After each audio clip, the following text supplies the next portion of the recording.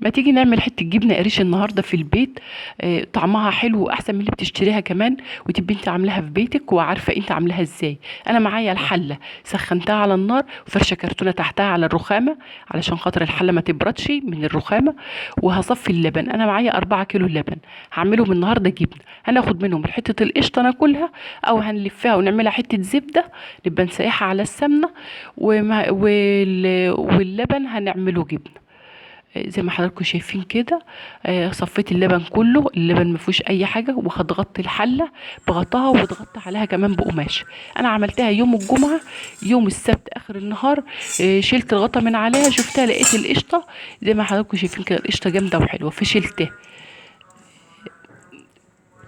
شلت القشطه من عليها الطبقه اللي فوق دي، بس اللبن من تحت عامل زي الزبادي، فمش هينفع يتعمل جبنه اليوم ده. فانا سبته يوم كمان علشان خاطر يجمد شويه وينزل الشرش اللي فيه، علشان تعرفي تيجي اعملي جبنه حلو.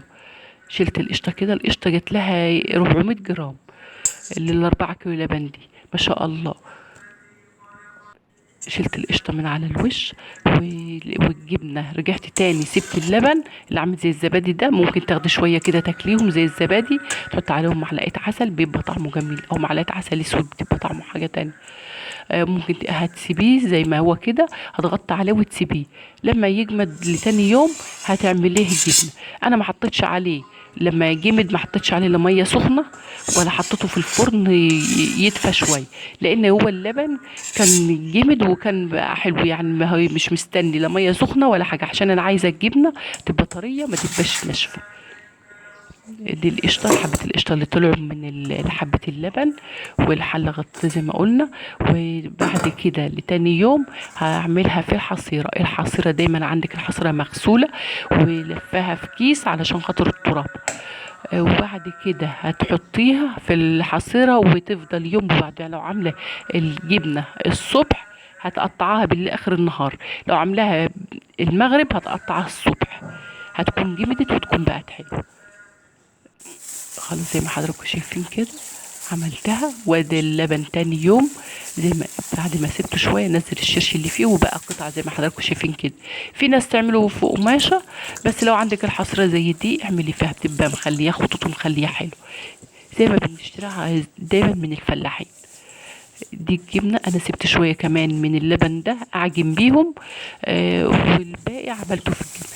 انت لما تيجي تعملي الجبنه كده حطي تحت منها اي حاجه تشيل الحصيره من النص عشان ما توقعش اللبن من هنا ومن هنا.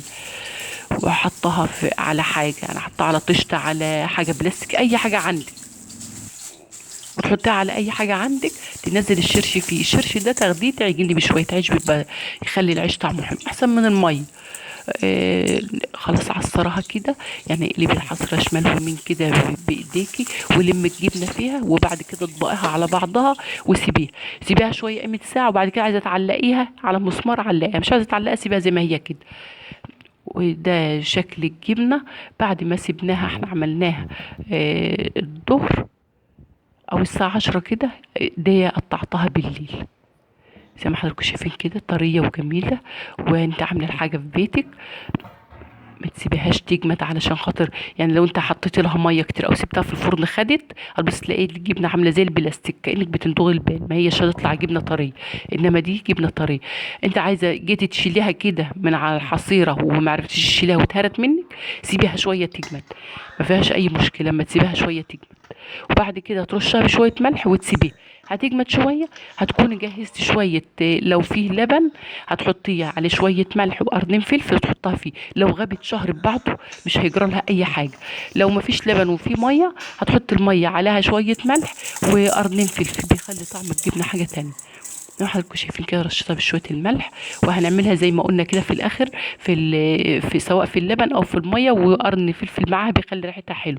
لايكات وتعليقات وشير الفيديوهات علشان قناتي تكبر بيكم. وده كان فيديو النهارده، واشوفكم فيديو